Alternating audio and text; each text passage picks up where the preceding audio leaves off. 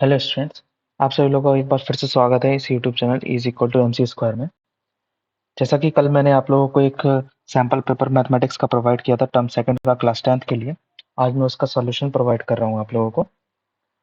यहाँ पर सॉल्यूशन जो है उस वो मैं आपको उनके हिंट दे दूंगा। यहाँ पर ये मानकर चल रहा हूँ मैं कि आपने सारे चैप्टर्स को अच्छे से पढ़ा हुआ है और आपको मोस्टली आते हैं, तो मैं आपको क्वेश्चंस में हिंट दूंगा। मोटा मोटा सभी में मैं हिंट दे दूंगा, जो भी मेरी तरफ से कठिन होंगे और अगर वो मुझे लग रहे हैं तो मैं उसको थोड़ा सा एक्सप्लेन कर दूंगा और अच्छे से या उसका सॉल्व कर दूंगा। बाकी अगर आप इसका डिटेल एक्सप्लेनेशन चाहते हैं बिल्कुल सॉल्व, तो इसकी PDF मैं लिंक पे डाल दूंगा, तो आप वहां से देख लीजिएगा। मुझे उम्मीद है कि आप सभी लोगों ने क्वेश्चंस तो लगाए ही होंगे और आपने अपने मार्किंग भी सेट कर लिए होंगे। और इससे भी आप एक बार रीचेक कर लीजिएगा, क्रॉस चेक हो जाएगा, तो आपको एक थोड़ा सा कॉन्फिडेंस आ जाएगा कि आपका मार्क्स कितना बन रहा है। जो भी आपके मार्क्स बन रहे हैं कमेंट बॉक्स में ज़रूर बताइएगा। और ऐसे ही प्रीवियस ईयर के मैं अभी क्वेश्चन पेपर और प्रोवाइड करूंगा आपको, वो भी लगाइएगा उनमें। सबसे पहले हम जो अभी सैंपल पेपर लगा रहे हैं, इसमें सबसे इम्पोर्टेंट ये होता है कि हमें मार्किंग का एक अंदाजा हो जाना चाहिए कि मार्किंग हमारी बन कैसे रही है, ताकि हम एक सेट कर लें कि हमें इन चैप्टर्स पे बहुत ज़्यादा स्ट्रेस देना होगा, इन पे ज़्यादा मेहनत करनी होगी। अगर वो हमारा वीक है तो उस पर तो काफ़ी ज़्यादा मेहनत करनी पड़ जाएगी। तो मैं आपको सबसे पहले मार्किंग बता देता हूँ इस सैंपल पेपर में सबसे ज़्यादा किस चैप्टर से क्वेश्चन आया। तो इस सैंपल पेपर में 8 नंबर का स्टैटिक से आया है, जिसमें एक शॉर्ट मिलेगा और दो तीन तीन नंबर के मिलेंगे क्वेश्चन, यानी कि मिड रेंज वाले क्वेश्चन हैं। अ, तो वो टोटल कुल मिला के आपको 8 नंबर के क्वेश्चन स्टैटिक से मिलेंगे। इसके अलावा आपको हाइट एंड डिस्टेंस से 7 नंबर के क्वेश्चन मिला, एक मीडिएट मिला है और एक लॉन्ग मिला है केस स्टडी करने के लिए। 7 नंबर का इससे आया है। इसके बाद छः छः नंबर के भी क्वेश्चन आए हुए हैं। सर्किल से आया है 6 नंबर का, सरफेस एरिया एंड वॉल्यूम से 6 नंबर का, AP से भी 6 नंबर का दिया गया है। इसके बाद हमारा क्वाड्रेटिक एक क्वेश्चन आता है, जिसमें से 2 शॉर्ट आए हैं और टोटल कुल मिला के 4 नंबर का आया है क्वाड्रेटिक से। और सबसे आखिरी में बचता है हमारा कंस्ट्रक्शन, जिससे कि एक 3 नंबर का क्वेश्चन आया हुआ है। तो ये मार्किंग है, आप लोग इसको नोट डाउन कर लीजिएगा जो भी मैंने बोला है। अगर आपको जो जो क्वेश्चन नहीं आया, अगर आप उस क्वेश्चन की वीडियो देखना चाहते हैं, तो आप डायरेक्ट मैं डिस्क्रिप्शन में मैंने डाल दिया क्वेश्चन वाइज टाइमिंग, तो आप उसी क्वेश्चन पर क्लिक कीजिए, डायरेक्ट आप वीडियो में वहीं पर पहुंच जाएंगे। तो चलिए सबसे पहले मैं आपको बता देता हूँ कि यहाँ पर ये जो इस तरफ आप देख रहे हैं, यहाँ पर हम क्वेश्चंस पढ़ेंगे और ये यहाँ पर हम इनके हिंट्स या सॉल्यूशंस को समझेंगे। ओके, तो चलिए स्टार्ट करते हैं। सबसे पहले क्वेश्चंस पे आते हैं। सबसे पहला क्वेश्चन हमारा क्या कह रहा है कि find the value of A25 minus A15 of the AP A9 12 15। तो ये वाले क्वेश्चन 2 नंबर का क्वेश्चन आया हुआ है। तो देखिए, ऐसे टर्म्स में क्या करना है, A25 निकाल लीजिए और A15 निकाल दीजिए और इन दोनों को सेपरेट कर दीजिए। तो A25 निकालने के लिए आप सभी लोगों को फॉर्मूला पता होगा, nth टर्म वाला। AN बराबर होता है A plus n minus one, a plus n minus one into d, जहाँ पर ए जो होता है ये फर्स्ट टर्म होता है AP का, एन जो होता है ये term of the number of the term होता है, और डी जो होता है वो कॉमन डिफरेंस होता है। और डी आपको निकालना आता है लास्ट वाले टर्म में से, जस्ट उसके पहले वाले टर्म को सब्ट्रैक्ट कर देते हैं तो निकल आता है। तो यहाँ पर अगर हम AP में देखें तो ये 6 जो है वो हमारा A हो जाएगा। इसमें से D जो है वो 9 में से जस्ट उसके पहला वाला टर्म घटाया तो 3 हो जाएगा। तो कॉमन डिफरेंस मिल गया है। A n बराबर क्या होगा, तो A25 के लिए n बराबर 25 होगा और A15 के लिए हमारे पास n बराबर 15 होगा। ओके, तो हमने यही वाला फॉर्मूला जो अभी हमने लिखा था उसी फॉर्मूले में हम ये वैल्यू पुट अप कर देंगे। तो A25 की हमारे पास वैल्यू आ जाएगी 78 और A15 ए सॉरी हाँ, और A15 की वैल्यू आ जाएगी 48 और इन दोनों को जब हम माइनस करेंगे तो वैल्यू आ जाएगी 30। आई होप आप सभी लोगों से हो गया होगा, बहुत इजी सा क्वेश्चन था। इसके अथवा वाला क्वेश्चन देख लेते हैं। कह रहा है कि if the seventh term of an AP is equal to the five time of the fifth term, then find of its twelfth term. इसका ट्वेल्थ टर्म फाइंड आउट करना है। तो देखो सेवंथ टर्म, अब सेवंथ टर्म निकालना है तो यानी कि A7 का फॉर्मूला यहाँ रख दिया, उसका 7 टाइम कर दो। A5 निकाला, A5 का फिफ्थ टर्म फिफ्थ टाइम कर दो तो यहाँ रख दो। इन दोनों की वैल्यूज मैंने रख दी, इन दोनों को सॉल्व किया तो हमें ये यहाँ से 2A प्लस 22D मिल जाएगा। 2 कॉमन हो गया तो अंदर बचेगा ये, यानी कि A प्लस 11D बराबर 0। अब आपको इसको पता है कि आप इसको लिख सकते हैं, जो 11 है, इस 11 को अगर मैं ऐसे लिख दूं कि ये 12 माइनस 1 है, तो आप कहेंगे बिल्कुल उसमें कोई दिक्कत नहीं है, बाहर डी तो लगा ही है हमारा, तो ये डी लगा हुआ है। और स्टार्टिंग में हमारे पास है क्या, स्टार्टिंग में प्लस में हमारे पास क्या है, प्लस में हमारे पास ए है, ए है कि नहीं है, प्लस में हमारे पास ए है। तो ए प्लस 12 माइनस 1 इंटू डी, तो ये क्या ए 12 नहीं हो जाएगा, और यही टर्म तो हमको निकालना था, तो ये टर्म कितना निकला, इसकी जगह पे हम लिख देंगे a12, तो a12 बराबर हो जाएगा 0, यानी कि यहाँ पर टर्म a12 को आपको पता है कि हम t12 भी कह सकते हैं, यानी कि टर्म 12 या a12। ठीक है, बहुत इजी से क्वेश्चन था, इसलिए ज़्यादा हमने उस पर फोकस नहीं किया। अगला वाला जो नेक्स्ट क्वेश्चन है, क्वेश्चन नंबर सेकंड, ये थोड़ा सा मिस प्रिंट हो गया यहाँ पर। क्वेश्चन असल में ये है 5mx² माइनस का 6mx प्लस 9, वहाँ पर बराबर में माइनस का 9 0 है, वो यहाँ पर प्रिंट नहीं हुआ है, इसको आप काट लीजिएगा।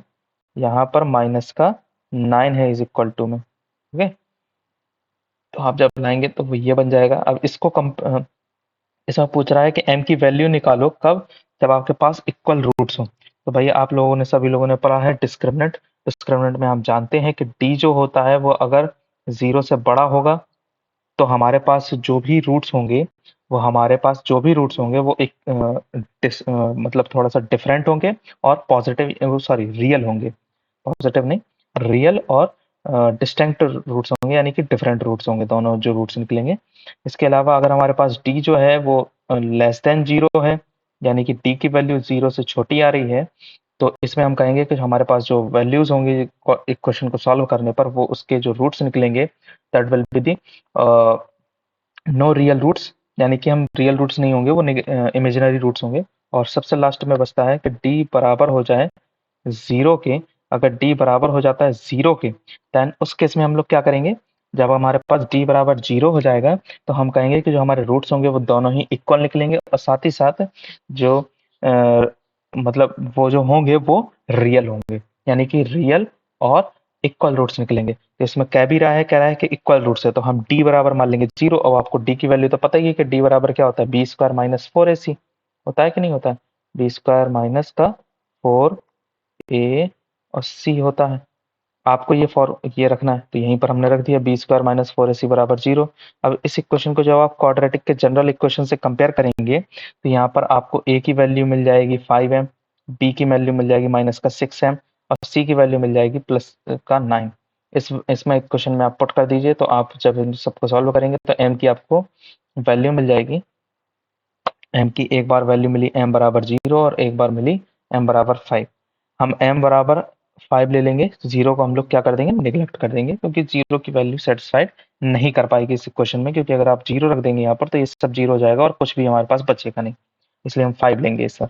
ठीक है, यहाँ पर निगलेक्टिंग कर देंगे हम इस वैल्यू को। आई होप आप लोगों को ये क्वेश्चन भी समझ में आ गया होगा। सेकंड क्वेश्चन में, थर्ड वाले क्वेश्चन पे आते हैं। थर्ड वाले क्वेश्चन में कह रहा है कि पी एक कोई बाहरी पॉइंट है सर्कल पर, और सर्कल के बाहर एक कोई बाहरी पॉइंट है पी, यहाँ से दो टेंजेंट्स पी ए और पी बी आती हैं, और आपको पता है कि पी ए और पी बी ये दोनों ही आपस में बराबर होंगी। ठीक है, अब यहाँ पर सर्कल का जो सेंटर है, centre to a circle 0, r है, सॉरी, ये जो सी पॉइंट है, ये कह रहा है कि ये सी पॉइंट, हालांकि इसमें दिया नहीं गया है कहाँ पर है, तो कह रहा है सी पॉइंट जो है वो 0, r है, OP बराबर 2r है, OP जो है यानी कि वो 2r है, और OA जो है वो r है। तो आपसे कह रहा है कि APB, यानी कि ये वाला और ये वाला एंगल आपको फाइंड आउट करना है। देन फाइंड और what type of triangle is APB, और किस टाइप का एंगल है, ट्रायंगल है APB, और किस टाइप का ट्रायंगल APB हमारा बन रहा है, ये आपको बताना है। तो देखिए यहाँ पर इसका सॉल्यूशन मैंने खोल दिया है। अब जरा इसको देखिए कि इसमें क्या कह रहा है। इसमें असल में क्या है कि आपको पता है कि ये जो पूरा एंगल है ना हमारे पास, ये वाला, ये ये पूरा एंगल, इसका आधा ही ये एंगल होगा, क्योंकि आपको पता है कि ये बाइसेक्ट कर रहा है, और आधा ये हो जाएगा, समझ गए ना, ये आधा ये आधा, यानी कि ये बाइसेक्टर लाइन है। ओपी जो है वो एक बाइसेक्टर लाइन है जो ए बी को भी बाइसेक्ट कर रही होगी, और इस एंगल को, यानी कि पी ए पी बी को भी बाइसेक्ट कर रही होगी। तो अगर मैं कुल मिला के इस वाले एंगल की बात करूं, जो ये वाला एंगल है, यानी कि ए पी ओ एंगल की बात करूं, तो इसमें केवल अगर मैं ये वाला एंगल निकाल लूं, तो मैं उसका 2 टाइम्स करके पूरा एंगल निकाल सकता हूँ। तो इस वाले एंगल को मैं मान लेता हूँ थोड़ी देर के लिए कि ये हमारा एंगल जो है वो हो जाएगा थीटा, ये वाला एंगल जो है वो हमारा हो जाएगा थीटा। तो हमने इसको मान लिया और ये हमारा हो जाएगा थीटा। ठीक, थोड़ा सा इस तरफ बना लेते हैं, ये हमारा एंगल थीटा हो जाएगा। ये एंगल हमने थीटा मान लिया। अब पूछ क्या रहा है भाई, पूछ रहा है कि ये वाला एंगल निकालो। तो देखो भाई, आपको पता है कि ये है 90 डिग्री, यहाँ पर ये 90 डिग्री है, और ये एक राइट एंगल ट्रायंगल बन रहा है। और राइट एंगल ट्रायंगल में ये होता है 90 के जस्ट सामने वाला हो जाएगा हाइपोटेनियस, और फिर जो एंगल आप लोगे उसके सामने वाली साइड हो जाएगी हमेशा परपेंडिकुलर। अगर आप ये वाला एंगल लोगे तो उसके लिए ये परपेंडिकुलर, और अगर आप ये वाला एंगल लोगे तो उसके लिए ये परपेंडिकुलर हो जाएगा। तो हम ये वाला एंगल ले रहे हैं, तो हमारे लिए इस ट्रायंगल में हमने लगा दिया साइन थीटा। तो sine theta is equal to क्या होता है, परपेंडिकुलर अपॉन हाइपोटेनियस। तो परपेंडिकुलर हो गया हमारा ओ ए, और हाइपोटेनियस हमारा हो गया ओपी। तो हमने ये वैल्यू रख दी। ओ ए आपका आर है, और ओपी जो है आपका वो 2r है, तो आर से आर कट जाएगा तो 1/2 बचेगा। इससे थीटा की जो वैल्यू है वो 30 डिग्री निकल आएगी।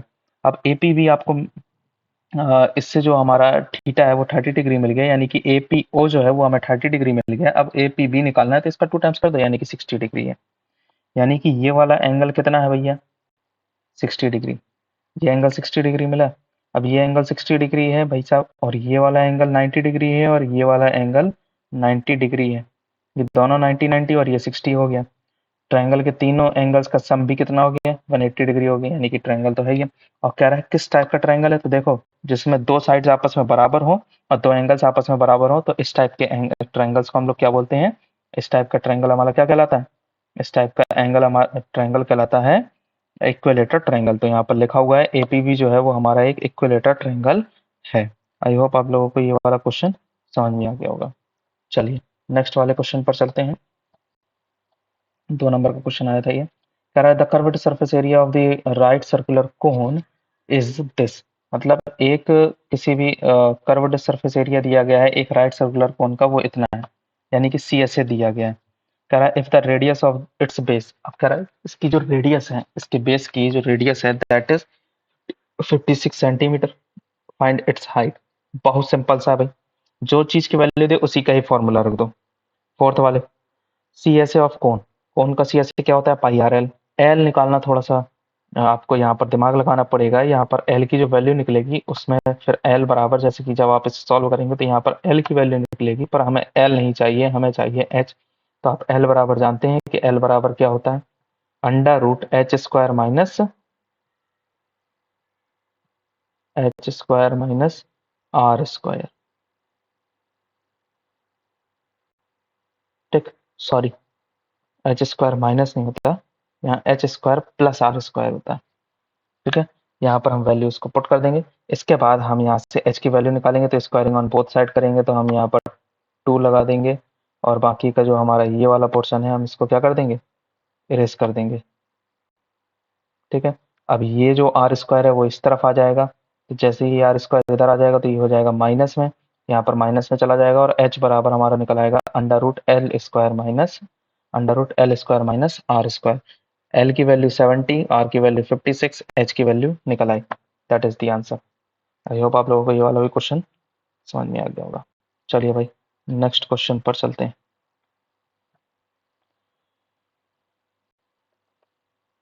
देखिए भाई, कह रहा है मिस्टर गर्ग रिकॉर्ड करते हैं मार्क्स जो हैं वो प्रत्येक स्टूडेंट के in the table. See calculate, sorry Mrs Garg है यहाँ पर, मिस्टर गर्ग नहीं है। She calculate the modal marks. अब देखिए मॉडल मार्क्स की बात की जा रही है। मॉडल मतलब मोड हो गया आपका, यहाँ पर ध्यान रखें। Of the students of the class as 45, और यहाँ पर 45 क्या है, स्टूडेंट्स है, यानी कि टोटल फ्रीक्वेंसी जो है वो इसकी कितनी है, स्टूडेंट्स की 25 है, यानी कि इन सबको सम करने पर कितना आएगा, 25 आएगा। मिसिंग फ्रीक्वेंसी आपसे पूछ रहा है, कह रहा है कि जो ब्लैंक हुआ है यानी कि मिसिंग फ्रीक्वेंसी है वो क्या होगी। बहुत ही आसान क्वेश्चन है भाई। देखो हम सबसे पहले मॉडल क्लास के फॉर्मूले पे आ जाएंगे। तो आपको सबसे पहले तो हम जो सारी चीज़ें दी गई हैं वो ले लेंगे। आपको मॉडल क्लास में आप सभी लोगों को पता है कि सबसे बड़ी चीज़ होती है कि हमें फ्रीक्वेंसी में से डाटा मानना होता है कि हम कैसे माने, है ना। हमें सबसे बड़ी दिक्कत वहीं पर आती है कि हम कैसे डाटा को मानेंगे। तो यहाँ पर हमें डाटा मानने के लिए क्या करना है भाई, यहाँ पर हमने क्या किया है कि देखो एक मिसिंग फ्रीक्वेंसी है, हम बीच वाला डाटा अक्सर मानकर चलते हैं, बट ऐसे तो हम यहाँ पर मान नहीं पाएंगे, यहाँ पर हम मान नहीं पाएंगे। तो हमें कुछ ना कुछ ऐसा डाटा मानना होगा जो बीचों बीच में आ जाए। तो हमने बीचों बीच वाला ऐसा कौन सा डाटा माने, बीचों बीच में तो हमारा ये मिसिंग फ्रीक्वेंसी वाला ही डाटा आ रहा है, ये वाला आ रहा है कि नहीं। बीचों बीच में हमारा तो ये मिसिंग फ्रीक्वेंसी वाला ही डाटा आ रहा है। ये वाला डाटा हमें यहाँ पर क्या करना पड़ेगा, मानना पड़ेगा। तो हमने इसको मान लिया F1, ये हमारा 1 है, ये F2 हो जाएगा और ये F0 हो जाएगा। ये F0 हो गया, ये F1 हो गया, ये F2 हो गया। तो F1 की वैल्यू हमें निकालनी है, ठीक है। F0 हमारे पास 10 है और F2 जो है वो 6 है। लिमिट हम ले लेंगे L बराबर 40, क्योंकि आप सभी लोगों को पता है कि लिमिट हम लोग कैसे लेते हैं, जो भी हमारा F1 होता है जस्ट उसी के सामने वाली हम फ्रीक्वेंसी को क्या कर लेते हैं, उसकी लोअर लिमिट ले लेते हैं। तो यानी कि ये हमारी L हो जाएगी। H आपको पता है कि स्टेप डेविएशन, यानी कि हम कह दें तो साइज ऑफ द मॉडल होता है या इंटरवल होता है, इंटरवल का साइज देखना होता है। तो H बराबर हमारा 20 हो जाएगा, क्योंकि सभी में तो 20-20 का अंतर है। ओके, फिर मॉडल क्लास का आप फॉर्मूला लगा देंगे और यहाँ से आप वैल्यू, यहाँ से जो F1 की वैल्यू है वो आप निकाल लेंगे। मैंने आपको जैसे स्टार्टिंग में बताया कि मैं आप लोगों को कैलकुलेशन नहीं बताऊंगा, केवल मैं आप लोगों को हिंट कर दूंगा क्वेश्चन। फिर भी अगर आप लोगों को नहीं आता तो आप मुझे बता दीजिएगा, तो वीडियो बना दूंगा एक सेपरेट उस पर। अगला क्वेश्चन फिर से आपके क्वाड्रेटिक से आया हुआ है। कह रहा है ऋतु जो है वो 5 साल, if Ritu were younger by 5 years than what she is really, then the square of her age would have been 11 more than 5 times her present age. What is her present age? देखो इस type के question में क्या होता है ना, कि दिक्कत ये आती है कि हम लोग माने कैसे। तो बहुत बेसिक सा फंडा है, जो पूछा जाए वही मानो बस। क्या पूछ रहा है? पूछ रहा है ऋतु की प्रेजेंट एज बताओ। प्रेजेंट एज मान ली एक्स है, हमने मान ली ऋतु की जो प्रेजेंट एज है वो एक्स है। भाई ये पास्ट वाली तो कभी पूछेगा नहीं, और अगर पूछ भी ले बाई चांस, मान लो अगर पूछ भी लिया, तो फिर भाई पास्ट वाली मानना, क्योंकि हमारा ब्रह्मास्त्र क्या है, जो पूछा जाए वही मानना है। मान लिया एक्स है, यहाँ पर लगा तो जैसा जैसा अकॉर्डिंग टू द क्वेश्चन आ जाएंगे। तो कह रहा है 5 साल पहले इसकी जो एज है वो उसका स्क्वायर, देखो फिर से पढ़ते हैं। If Ritu were younger by 5 years, मतलब यंगर मतलब 5 साल पहले चले जाओ, यानी कि ऋतु की जो आज एज है उससे 5 साल पहले की age, then what is she really, जो थी वो, जो होगी, then the square of her age would have been 11 more than 5 times her present age. कह रहा है कि भाई क्या करना है, कह रहा है कि अब जो ऋतु की एज है ना, उससे 5 साल पहले चले जाओ और उसका स्क्वायर कर दो, तो वो बराबर होगी आज की प्रेजेंट एज का 5 टाइम करके उसमें 11 जोड़ने पर। तो वही हमने कर दिया यहाँ पर। जैसा उसने कहा, कह रहा है 5 साल पहले चले जाओ, 5 साल पहले चले गए, 5 साल पहले उसकी एज क्या हो जाएगी, x-5। कह रहा है उसका स्क्वायर कर दिया। फिर कह रहा है वो बराबर होगी किसके, आज की प्रेजेंट एज का 5 गुना। तो आज की प्रेजेंट एज कितनी है, x है, उसका 5 गुना कितना हो गया, 5x, उसमें 11 जोड़ दो, तो ये बन गया इक्वेशन। और जब इसको आप सॉल्व करेंगे तो एक क्वाड्रेटिक इक्वेशन बनेगा, जिससे x की जो वैल्यू है वो या तो 1 या तो 14 निकलेगी। अब तुम खुद बताओ भाई, अगर हम 1 लेंगे 14 ले, अगर हम 1 लेंगे तो पर 5 साल पहले उसकी एज क्या हो जाएगी, -4। क्या उम्र 5 साल पर 1 साल की है, तो जब उसकी 5 साल पहले उम्र -4 साल कहेंगे क्या, नहीं ना। यानी कि हम इसको निगलेक्ट कर देंगे, इसको निगलेक्ट कर देंगे, और वैल्यू हमारी जो वैलिड होगी दैट इज 14 को हम लेंगे, इसलिए 14 ईयर्स की होगी वो, उसकी परसेंटेज मिल गई। अथवा वाला क्वेश्चन आते हैं, कह रहा है एक्स के लिए वही सॉल्व करो इस क्वेश्चन को, एक्स की वैल्यू निकालनी है, इसके लिए कह रहा है सॉल्व करो। बस सीधा सा बेसिक्स बताता हूँ, क्वाड्रेटिक लगाओ इसमें और कुछ नहीं।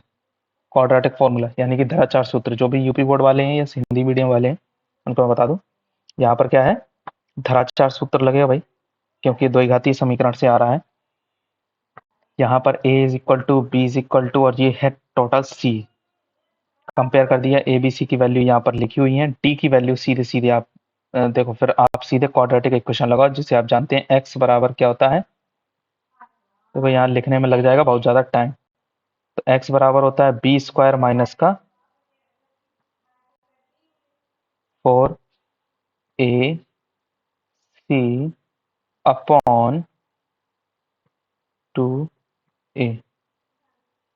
भैया अभी ये अधूरा लिखा है, B square minus 4ac plus, और यहाँ होता है माइनस प्लस, माइनस का b प्लस माइनस, ये होता है सॉरी, पूरा क्वाड्रेटिक फार्मूला जो होता है वो होता है, सुन लो एक बार, x is equal to minus b plus minus, फिर अंडर रूट लगाओ, बी स्क्वायर माइनस 4ac यानी कि d अपॉन, पूरे में अपॉन लगेगा बालक, गलती ना कर देना, ये है, ठीक है। इसका माइनस का 2 इसमें थोड़ा सा लिखते हुए नहीं बनता है, थोड़ा सा डिस्टर्ब हो जाता है और टाइमिंग भी काफ़ी ज़्यादा ले लेता है। ठीक, तो यहाँ पर आप एक्स की वैल्यू फिर निकालेंगे तो एक्स की जो वैल्यू है वो कुछ ये मिलेंगी जो आपको यहाँ दिख रही है। ये बहुत इजी सा क्वेश्चन है भाई। चलिए, करेक्ट कंस्ट्रक्शन का सवाल है। उम्मीद है कि आप सभी लोगों से, सॉरी, सेक्शन बी में आते हैं, 3-3 नंबर का क्वेश्चन है। 7वां question, following the distribution of the long jump competition in which 250 students participated, find the median distance jumped by the student interpreted the median। क्या पूछ रहा है? कह रहा मीडियन निकाल के दिखाओ, सीधे सीधे ये पूछ रहा है, फाइंड द मीडियन। आपको मीडियन निकालना है और कितने स्टूडेंट्स हैं? कह रहा 250 इन विच दी 250 स्टूडेंट्स हैं, यानी कि इन सबका जब आप सम करोगे तो ये कितना है? 250 है। 250 स्टूडेंट्स हैं ऐसे कुल मिला के, क्योंकि भाई खुद ही देख लो, ये हो जाएगा आपका 100, इन दोनों को मिलाने पे ये 100 हो गया, 120, 220 और 30, 250, 250 स्टूडेंट्स दिए गए हैं। ठीक, क्या निकालना है आपको? आपको निकालना है मीडियन। मीडियन के लिए चाहिए क्या होता है? कम्युलेटिव फ्रीक्वेंसी यानी कि सी एफ। और सी एफ आप लोगों को पता है कि साइड वाली फ्रीक्वेंसी में ये, इसके सामने ये, फिर इसको इसमें से जोड़ के फिर यहाँ लिखा जाता है, फिर इसको इसमें से जोड़ के फिर यहाँ लिखा जाता है, फिर इसको इसमें से जोड़ के फिर यहाँ, और फिर इसको इसमें से जोड़ के यहाँ। और हमेशा जो आपका ये फ्रीक्वेंसी का सम है वो बराबर आना चाहिए इसके, तो आपका आंसर क्या होगा? सही होगा। इन सबको जोड़ोगे तो भी 250, और इन सब ये आया जो लास्ट में, ये भी 250। ठीक है ना?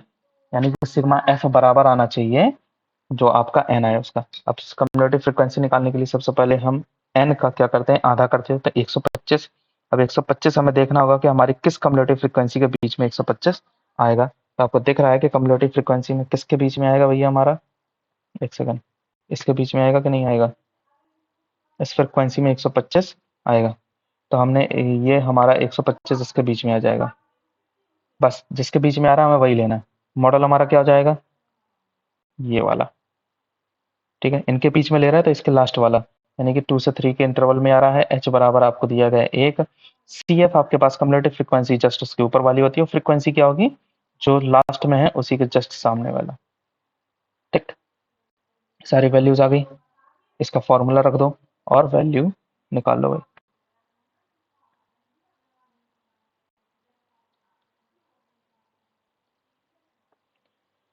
चलो भाई, नेक्स्ट क्वेश्चन पे, कंस्ट्रक्शन का क्वेश्चन है भाई। कंस्ट्रक्शन का उम्मीद है कि आप सभी लोग खुद बना लेंगे, इसको खुद बना लीजिएगा। ठीक है, ये 3 नंबर का जो मैं आपसे क्वेश्चन कह रहा था ना, कंस्ट्रक्शन से केवल 3 नंबर का है, वो यही है केवल। फिर अगला क्वेश्चन जो है वो फिर से आ गया, किससे? स्टैटिक से। अब इसमें क्या पूछ रहा है? इसमें पूछ रहा है मीन। तो भाई मीन के लिए देखो, कोई इसमें मेथड नहीं बताया गया कि आपको मेथड कौन से लगाना है। इस साल जो आपके सिलेबस में है वो केवल 2 ही मेथड है। पहला आपका डायरेक्ट मेथड और दूसरा जो है वो अज्यूम्ड मीन मेथड है। स्टेप डेविएशन मेथड इस साल नहीं है। तो आपको अगर मेथड कहे तो लगाना है, वरना आप डायरेक्ट मेथड से ही लगाइए, सबसे बढ़िया। तो आप इसको डायरेक्ट मेथड से करिएगा तो ये जल्दी हो जाएगा।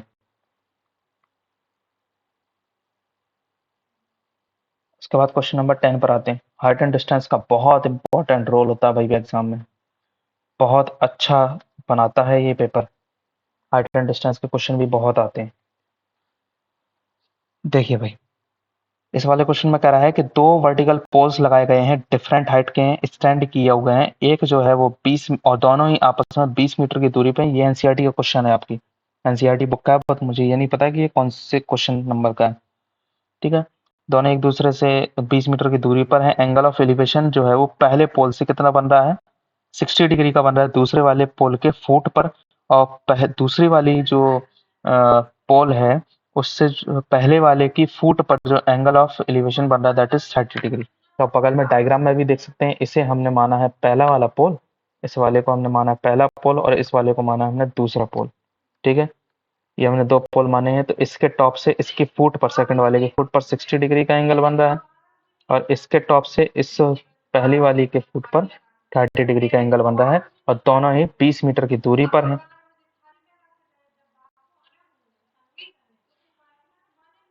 करा find the difference between the height of the two poles. दोनों पोल्स के बीच की जो हाइट है उसमें डिफरेंस बताना है, यानी कि ये वाली हाइट और ये वाली हाइट में अंतर कितना है ये बताना। तो उसके लिए तो हमें सबसे पहले दोनों की हाइट्स निकालनी होगी। तो हम सबसे पहले क्या करते हैं कि P ये वाला PQS ये हम एक ट्रायंगल ले लेंगे। ये PQS मैंने एक ट्रायंगल ले लिया। इस ट्रायंगल में हम सबसे पहले क्या करेंगे कि ये वाला एंगल लेंगे 60 डिग्री। तो हमारे पास है क्या-क्या, हमारे पास ये है और ये। तो एंगल के जस्ट सामने वाला परपेंडिकुलर यानी कि ये परपेंडिकुलर और ये हो गया हमारा बेस और ये हो गया 90 के जस्ट सामने वाला हाइपोटेन्यूस। ये हाइपोटेन्यूस होगा तो हम यहाँ पर क्या करते हैं कि हमारे पास परपेंडिकुलर और बेस है और परपेंडिकुलर और बेस किस में होता है 10 में होता है। तो हम 1060 का फॉर्मूला लगा देंगे। 1060 बराबर हो जाएगा परपेंडिकुलर अपॉन बेस। 1060 की वैल्यू रख दो, y की वैल्यू निकल आएगी। उसके बाद हम सिमिलरली इस वाले ट्रायंगल में भी करेंगे। 1030 की वैल्यू रखेंगे तो x की 1030 की वैल्यू रखने पर x की वैल्यू मिल जाएगी और दोनों को हम सब्ट्रैक्ट कर देंगे तो हमें मिल जाएगा ये। बहुत आसान सा क्वेश्चन था भाई और देखो 3 नंबर में है, कुछ नहीं सवाल में, लट्टू सा क्वेश्चन था ये। ठीक, चलिए भाई अथवे वाला क्वेश्चन करते हैं। अथवा वाले क्वेश्चन में क्या कह रहा है, अथवा वाला क्वेश्चन देखते हैं भाई। अथवा वाला क्वेश्चन क्या कह रहा है, कह रहा है कि एक बॉय है 1.7 मीटर टॉल है, स्टैंड किए हॉरिजेंटल ग्राउंड पे 50 मीटर अवे है एक बिल्डिंग से। The angle of the elevation of the top of the building from his I is 60 degree. कह रहा है जो एंगल ऑफ एलिवेशन बन रहा है उसके टॉप से वो कितना डिग्री है, 60 डिग्री है। उसके टॉप से कितना बन रहा है तो जरा देखते हैं। एक बगल में ही डायग्राम इसका बना हुआ है। ये एक ट्राइंगल है, ट्राइंगल में ये वाला क्वेश्चन भी आई थिंक आप लोगों के एनसीईआरटी से है। एक लड़का है, ये आप देख सकते हैं 1.7 मीटर ग्राउंड ये है जो आप नीचे बी आर देख रहे हैं दैट इज ग्राउंड। ओके, ये आपका ग्राउंड है। इसकी आंख से किसी टावर का जो एंगल ऑफ एलिवेशन बन रहा है वो उसकी आंख पर कितना बन रहा है, 60 डिग्री का बन रहा है उसके टॉप का। ये हो गया उसका आंख का, तो ये 60 डिग्री का एंगल बन रहा है। टावर की हाइट ये है, ये है। उसके बाद पूछ रहा है कि आपको बिल्डिंग की हाइट निकालनी है। तो बालक जरा देखो, अगर मैं पी क्यू यानी कि यहाँ से यहाँ तक की केवल हाइट मतलब पी से क्या हो गया, केवल पी से क्यू तक की हाइट अगर मैं स्मॉल एच मान लूं तो ये वाली हाइट निकाल के उसमें 1.7 मीटर जोड़ दूं तो क्या मेरे को पी आर यानी कि टावर की या बिल्डिंग की हाइट नहीं मिल जाएगी, मिल जाएगी ना। तो हम क्या करते हैं कि पी ए क्यू को हम ले लेते हैं और ये 60 डिग्री का एंगल है, परपेंडिकुलर अपॉन बेस है हमारे पास 50 मीटर की दूरी पर खड़ा हुआ है। इससे हमने 1060 लगा दिया। ट्रायंगल पी क्यू आर में 1060 लगाया है तो पी क्यू अपॉन 50 हो जाएगा, क्योंकि आपको पता है परपेंडिकुलर अपॉन बेस है। पी क्यू की वैल्यू हम निकाल लेंगे, पी क्यू जिसे हमने एच माना तो एच बराबर ये है और उसमें हम जोड़ देंगे और √3 की वैल्यू 1.732 हम रख देंगे, हमारे पास वैल्यू आ जाएगी। ओके, उम्मीद है कि ये वाला भी क्वेश्चन आपको समझ में आ गया होगा। चलिए भाई नेक्स्ट क्वेश्चन पे चलते हैं। सेक्शन सी, ये लॉन्ग क्वेश्चन आ गया जिसमें कि 4 नंबर का एक क्वेश्चन दिया गया है और सरफेस एरिया वॉल्यूम से एक लॉन्ग तो जरूरी आता है। देखो भाई क्या रहा है, the internal and external radii of the spherical shell are 3 centimetre and 5 centimetre respective. एक कोई स्फेरिकल सेल है, स्फेरिकल मतलब गोला है ना, समझ रहे हो ना, गोल है, स्फेरिकल सेल है जिसकी बाहरी जो है वो बाहर से लेके अंदर तक की यानी कि रेडियस जो है 2 गोले होंगे भाई स्फेरिकल में। तो अगर मैं यहाँ पर 2D में आपको बताऊं तो 2D में यानी कि ये गोला और ये अंदर वाली परत है और यहाँ से ये हो जाएगी इंटरनल रेडियस एंड ये वाली हो जाएगी एक्सटर्नल रेडियस। तो इंटरनल रेडियस 3 सेंटीमीटर है और बाहर वाली एक्सटर्नल जो है 5 सेंटीमीटर है। और कह रहा है कि आप मुझे बताइए कि अच्छा इसको क्या किया जाता है, इसको मेल्टेड किया जाता है और फिर एक सॉलिड सिलेंड्रिकल में बनाया जाता है जिसकी डायमीटर हम 14 सेंटीमीटर रखते हैं और हाइट आपको फाइंड आउट करनी है। साथ ही साथ आपको टीएसए यानी कि total surface area of the resultant यानी कि रिकास्टेड सिलेंडर का आपको टीएसए भी फाइंड आउट करना है। तो बालक जरा ध्यान दो, इसमें जो मास होगा यानी कि जो वॉल्यूम होगा वो केवल इतना ही तो होगा, यहाँ से यहाँ तक, और भी नहीं होगा। यानी कि हमें इसका वॉल्यूम चाहिए, पर इसका वॉल्यूम अब निकले कैसे, तो देख भाई पूरे का वॉल्यूम माइनस कर दे इतने का वॉल्यूम तो बच्चे बचाए का वॉल्यूम निकलेगा कि नहीं। क्योंकि बाकी तो खोखला है, ना। तो हम क्या करेंगे, volume of the shell, shell का हम जब वॉल्यूम निकालेंगे तो वॉल्यूम का सेल का वॉल्यूम कितना निकलेगा, तो सेल का वॉल्यूम हमारा निकलेगा बाहर वाले स्फीयर का वॉल्यूम, यानी कि 4/3 पाई आर, कौन सी वाला आर, बाहर वाला, यानी कि कैपिटल आर। अगर हम बाहर वाले को मान ले कैपिटल आर और स्मॉल वाले को मान ले स्मॉल आर, मतलब अंदर वाले को मान ले स्मॉल आर, तो यहाँ पर हमारा हो जाएगा 4/3 capital r cube minus 4/3 small r cube. ठीक है, 4/3 पाई कॉमन हो जाएगा तो हमारे पास लाइन ये बनकर आएगी, कैपिटल आर की वैल्यू 5 है और स्मॉल आर की वैल्यू ये है 3, और ये रख देंगे तो यहाँ से हमें क्या मिलेगा, वॉल्यूम मिल जाएगा सेल का। अब आपको पता है कि इसको गलाकर हमने सिलेंडर में बनाया है। अब जब हमने सिलेंडर बनाया तो यानी कि इसका वॉल्यूम, यानी कि ये बराबर हो जाएगा किसके, वॉल्यूम ऑफ द सिलेंडर। पर दिक्कत ये है कि सिलेंडर का हमें एच नहीं पता है, तो अब वही तो हमें पता करना था। तो हम क्या करेंगे, यहाँ पर वैल्यू रखेंगे, पाई से पाई को काटेंगे, ये वैल्यू न्यूमेरिकल वैल्यू जो भी आएंगे उनको काट पीट के रख देंगे और हम एच की वैल्यू को फाइंड आउट करेंगे, विच इज दिस, 3 दूनी 6 7 8, 8/3 की 8/3 निकल आएगा वैल्यू। अब हमें निकालना है T S A of the cylinder, cylinder का क्या निकालना है, टी एस ए। और टी एस ए कैसे निकलता है, तो 2 पाई आर प्लस एच, समझे, ये तो टी एस ए होता है ना, इसका वैल्यू रख दो, आंसर आ जाएगा।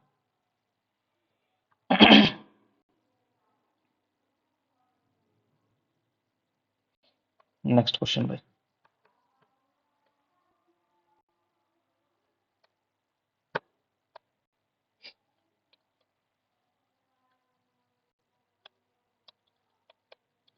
Prove that the angle between two tangents drawn from an external point of a circle is supplementary to the angle subtended by the line segment joining the point of contact to the center।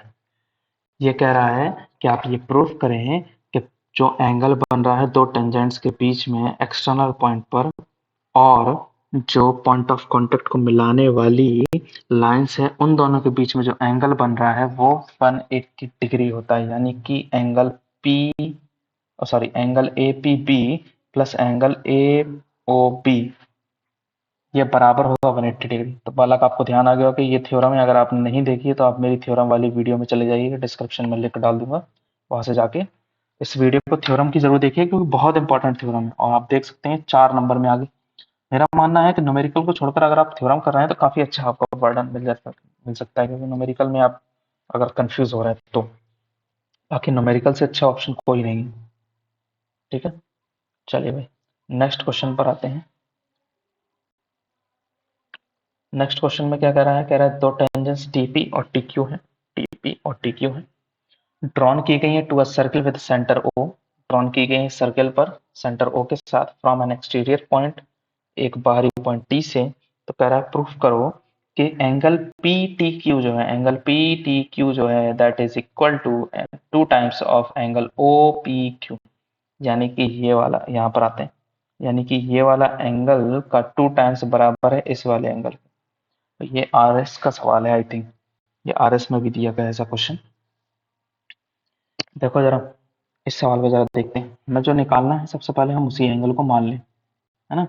हमने उस angle को मान लिया P T, P P T Q, हमें ये वाला हमने theta मान लिया, ना भी मानेंगे तो भी चल जाएगा, हमारा कोई दिक्कत नहीं है। आपको पता है कि ये एक टेंजेंट है पी और टी, टी पी और टी क्यू, और ये आपस में रेडियस के साथ 90 डिग्री का एंगल बनाती हैं। यहाँ पर अगर मैं रेडियस एक ड्रॉ कर दूं तो 90 डिग्री का, ये हमेशा आपको दिमाग में डालकर चलना है ना, ये कहीं ना कहीं आपको हेल्प तो करेंगे ही करेंगे ऐसे।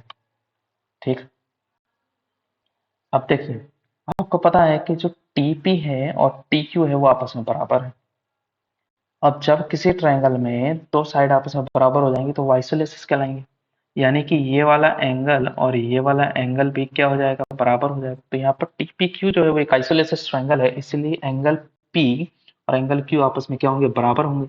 अब आपको पता है ये वाला एंगल आपस में बराबर है और ये वाला आपको पता नहीं है, तो आपने ऐसा किया कि इन तीनों एंगल्स का आपने सम लिख दिया, तो वो कितना होगा, इन तीनों एंगल्स का जो सम होगा that is always be equal to, that is always be equal to the sum 180 degree.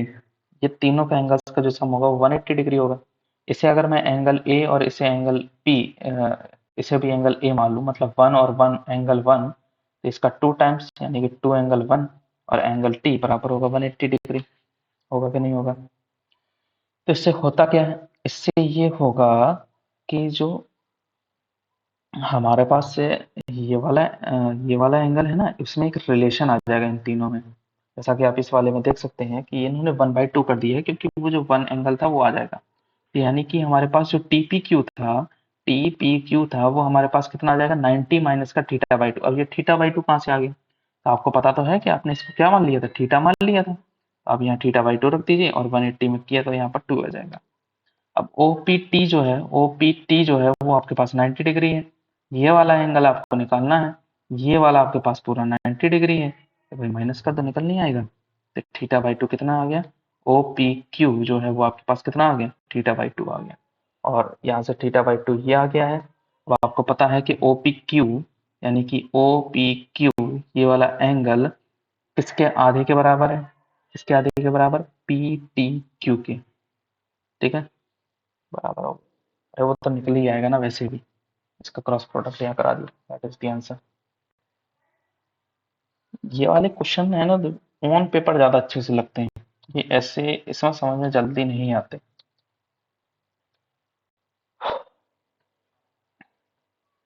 देखो भाई, अब ये जो है वो आपका फिर से हाइट एंड डिस्टेंस एक क्वेश्चन आ गया। कह रहा है कि trigonometry in the form of the triangulation form of the basic of the navigation, whether it is by land, sea or air. GPS or radio navigation system helps to locate our position on earth with the help of satellites। थोड़ा सा detailing बता रहा है, ऐसी कुछ और कोई खास बात नहीं कह रहा अभी तक फिलहाल में। नीचे से पढ़ते हैं जो हमारा क्वेश्चन स्टार्ट होना है। कह रहा है कि एक गार्ड है स्टेशन, एक सेकंड, एक गार्ड है एक टॉप पर खड़ा हुआ है 240 मीटर टॉप की बिल्डिंग पर। ऑब्जर्व करता है एक अनआइडेंटिफाइड बोट को जो उसके तरफ आ रही है। ठीक है, अब वो अपना मेजर करता है, कुछ इंस्ट्रूमेंट्स को लेकर एक स्लोप बनाता है, और गार्ड जो है वो मेजर करता है angle of depression of the boat coming towards the light house. जो लाइट हाउस की तरफ आ रही है, तो उसके टॉप से, टावर के टॉप से बोट पर एक जो एंगल बन रहा है दैट इज 30 डिग्री, जब उसने ऑब्जर्व किया। तो कौन सा वाला? Angle of depression. तो एंगल ऑफ डिप्रेशन 30 डिग्री बन रहा है। तो आप यहाँ बगल में डायग्राम पे देख सकते हैं, 240 मीटर ये बिल्डिंग है। बोट और लाइट हाउस के बीच में जो डिस्टेंस है दैट इज एक्स है, और जो एंगल ऑफ डिप्रेशन बन रहा है वो 30 डिग्री है। तो ये अगर 30 है तो ये भी 30 हो जाएगा। पीटीआर ट्रायंगल ले लो। ठीक, इस ट्रायंगल में अगर आप देखेंगे तो हमें एक्स पूछ क्या रहा है, सबसे पहले तो वो देखेंगे। सबसे पहले मेक एन लेवल्ड फिगर, एक फिगर बनाना है, हमने बना लिया। And calculate the distance of the port, और एक्स यानी कि ये डिस्टेंस निकालना है। उसके बाद आफ्टर 10 मिनट्स, 10 मिनट के बाद कार्ड जो ऑब्जर्व करता है बोट को approaching towards and its distance from the tower is reduces by 240 bracket के अंदर √3 - 1 metre. He immediately raise the alarm. What was the angle of depression of the boat from the top of the observer of the tower? कह रहा है भैया थोड़ी देर बाद फिर से वो ऑब्जर्व करता है 10 मिनट के बाद, तो जो टावर और बोट के बीच में जो डिस्टेंस है वो इतनी हो जाती है। पहले कुछ और होगी, वो तो हमें निकालनी है। जब इतनी हो जाती है तो वो एक अलार्म निकालता है, और नया एंगल ऑफ एलिवेशन आपको बताना होगा कि वो एंगल ऑफ एलिवेशन क्या होगा। समझे? देखो भाई, सबसे पहले तो हम एक्स को निकालेंगे, इस ट्रायंगल को लेंगे, आपके पास परपेंडिकुलर है, बेस चाहिए है, tan 30 लगा दीजिए, आपके पास एक्स की वैल्यू आ गई। अब डिस्टेंस की बात आई, मुद्दा ये है कि आपको डिस्टेंस चाहिए, यहाँ पर डिस्टेंस ही तो चाहिए। अब वो डिस्टेंस कितनी हो जाती है कुल मिला के? वो 240√3 - 1, पर बट पहले कितनी थी? वो इतनी थी। तो सब्ट्रैक्ट करके मिली कितनी? तो जब आप इन दोनों को सब्ट्रैक्ट कर देंगे तो आपको 240 मीटर मिल जाएगी, यानी कि टावर के बीच में अब 240 मीटर की डिस्टेंस है। बहुत छोटी, बहुत सिंपल सी ट्रिक बता रहा हूँ, इतने आगे बढ़ना ही नहीं है, इतना हमें करना ही नहीं है। एक चीज ध्यान रखना, टावर की टावर की और उसकी शैडो की अगर हाइट सेम हो जाए, मेरी बात को बहुत ध्यान से सुनना। टावर की और उसकी शैडो की दोनों की हाइट सेम हो जाए तो हमेशा जो एंगल बन रहा है सन के साथ उसका, वो हमेशा 45 डिग्री का ही बनेगा। कुछ भी कर लो, ठीक, वो हमेशा 45 डिग्री का बनेगा। इससे होता क्या है, इससे जरा देखो, अभी जो डिस्टेंस निकले ना, ये थोड़ी देर के लिए मान लो कि ये जो है ये हमारा एक टावर है और ये उसकी शैडो है। ये 240 है, ये थोड़ा सा चल के यहाँ तक आ गई, यहाँ तक जैसे ही आई तो ये 240 और ये भी 240, समझ में आया। और दोनों की हाइट आपस में क्या हो गई, मतलब ये ऊपर परपेंडिकुलर और बेस दोनों ही आपस में इक्वल हो गए। तो इनका जो एंगल ऑफ एलिवेशन बन रहा होगा वो कितना बन रहा होगा, 45 डिग्री, क्योंकि मैंने अभी ट्रिक बताई आपको, समझे। ऐसे, तो ये एंगल ऑफ डिप्रेशन कितना हो जाएगा, 45 डिग्री हो जाएगा। चलो नेक्स्ट क्वेश्चन और लास्ट क्वेश्चन, एपी से रिलेटेड है ये वाला क्वेश्चन, 4 नंबर का क्वेश्चन है। केस स्टडी बेस्ड है, इसको पढ़ लेना भाई, कुछ नहीं, पूरा कहानी एक थ्योरम पूरा बना के है दे दिया है। कह रहा है कि पहले घंटे में इतने लगाता है, दूसरे में इतने लगाता है, तीसरे में इतने, 5 मोर पुशअप्स लगाता है, ऐसे ऐसे करता चला जा रहा है, ठीक है ना। तो देखो, सबसे पहले कितना पुशअप लगाया उसने, he has currently make 3000 pushups in an hour, इसने एक घंटे में 3000 पुशअप्स लगा ली। But he wants to achieve the target of 3900, और लेकिन ये क्या चाहता है कि 3900 तक पहुंचना चाहता है, ठीक। To make 5 more pushups in 1 hour as compare to the previous day, लेकिन अब ये क्या करता है कि रोज 5 5 पुशअप्स एक्स्ट्रा बढ़ा रहा है, यानी कि आज 3000 लगाए, कल 3005 लगाएगा, फिर 3010 लगाएगा, फिर 3015 लगाएगा। तो यानी कि 5 5 के डिफरेंस रोज रोज बढ़ाता जा रहा है। यानी कि आज आप 10 पुशअप लगाते हैं, कल आपने 5 बढ़ाया तो 15, फिर परसों 20, फिर 25, फिर 30, फिर 35, ऐसे कर रहा है। ऐसे इसमें भी कर रहा है।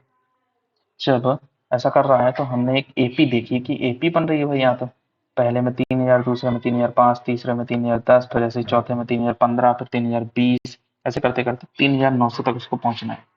तो हमारा जो फर्स्ट टर्म है वो ए एन हो जाएगा, ठीक है।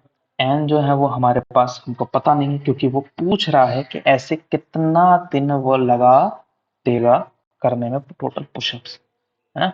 इसमें पूछ रहा है, आपको क्वेश्चन पूरा रीड करना है भाई। इस क्वेश्चन में पूछ रहा है कि आप उसको कितने दिन लग जाएंगे ये टोटल पुशअप्स कंप्लीट करने में। डिफरेंस क्या है रोज, रोज का अगर आप डिफरेंस देखो तो 5 5 का डिफरेंस है, तो टी भी मिल गया, ए एन भी मिल गया। अब हमें एन निकालना है, तो हमने क्या किया कि यहाँ पर सारी वैल्यूज रख दी और एन की वैल्यू आ गई 181, ठीक है ना। 181 दिन क्या करेगा, 181 दिन लगाएगा। पर थोड़ा सा ध्यान दो, जो minimum number of the days of practice है वो कितने होंगे, n-1 होंगे। समझ में आए क्यों होंगे।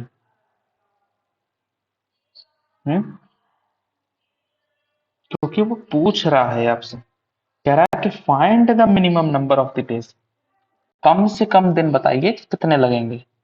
तो कम से कम दिन, आज का जो ये वाला दिन है ये आप जोड़ोगे थोड़ी, क्योंकि ये दिन तो आप जोड़ने वाले हो ही नहीं। ये 3000 वाला दिन जोड़ोगे क्या, नहीं ना। तो हम क्या कर देंगे, उस दिन को तो कम ही कर देंगे, हटा देंगे। तो उस दिन को जब हम हटा देंगे तो 181 से कितना आ जाएगा, 180 दिन। बच्चे मोस्टली यही गलती करते हैं, यहाँ 181 दिन लिखकर आ जाते हैं और कहते हैं बढ़िया सही है। भाई ध्यान दो, वो कह रहा है कम से कम दिन लगने चाहिए, तो कम से कम में भाई ये आज का दिन तो हटाओ ना, पहले ये जो 3000 पुशअप्स लगाए वो तो कर ही चुका है, वो तो कर ही चुका है ना, वो तो कंप्लीट हो गए। उसको फिर आप क्यों कर रहे हैं दोबारा से, क्योंकि आप उसको गिन रहे हैं तो 181 दिन हो रहे हैं। और ये जो एन बता रहा है ये तो टोटल दिन बता रहा है, जिसमें वो 3000 को भी काउंट कर रहा है, पर हमें काउंट थोड़ी करना है, क्योंकि हम तो ये 3000 कंप्लीट कर चुके हैं। तो एन बराबर हमारा जो अब डेज निकलेंगे वो 180 दिन निकलेंगे। फिर क्या कह रहा है, कह रहा है total number of the pushups performed by the Nitish up to the his goal is achieved, कह रहा है टोटल कितने पुशअप्स उसने लगा लिए हैं ये आपको बताना है। तो सम करना है, यानी कि आपको एपी का, एपी का सम का फॉर्मूला क्या होता है, दो दो अपने फॉर्मूलाज पढ़े थे। अगर आपको लास्ट टर्म पता है तो ये वाला फॉर्मूला होता है, और लास्ट टर्म नहीं पता है तो 2a+n-1 इंटू डी वाला, ठीक है। फॉर्मूले आप सारी वैल्यूज रख दीजिए, उसने इतने पुशअप्स लगा दिए, ठीक। 6,24,450 पुशअप्स टोटल उसने इतने दिनों में 180 दिनों में लगा दी हैं, और वो अपने टारगेट पर पहुंच चुका है। समझ गए भाई बालकों? उम्मीद है कि आप लोगों को ये क्वेश्चन सारे समझ में आ गए होंगे। आप लोगों के मार्क्स आप लोग अपने मुझे कमेंट बॉक्स में ज़रूर बताइएगा। नेक्स्ट सेट पेपर मैं फिर से डाल दूंगा इसका मैथमेटिक्स का, और इस बार जो मैं सॉल्यूशन है वो सॉल्यूशन आप लोगों को सीधा डायरेक्ट प्रोवाइड कर दूंगा। ठीक है, क्वेश्चन का एक छोटी सी वीडियो में एक्सप्लेन नहीं करूंगा, क्योंकि मुझे नहीं लगता कि एक्सप्लेन करने की यहाँ पर कोई ज़रूरत है, क्योंकि बहुत ही आसान से क्वेश्चन है, सारे आप लोगों से बन जाएंगे। जो आप लोगों को ना आए आप मुझे कमेंट बॉक्स में ज़रूर बता दीजिएगा, तो मैं वहाँ से वो उनको पिकअप करके और आप लोगों को वो क्वेश्चन समझा दूंगा। ठीक, तो वीडियो अगर पसंद आ रही हो, आपको लग रहा हो कि थोड़ा सा भी मेहनत हो रहा है हमारे साथ, तो वीडियो को लाइक करिए और ज़्यादा से ज़्यादा लोगों तक शेयर करिए। ठीक, ओके, बाय बाय।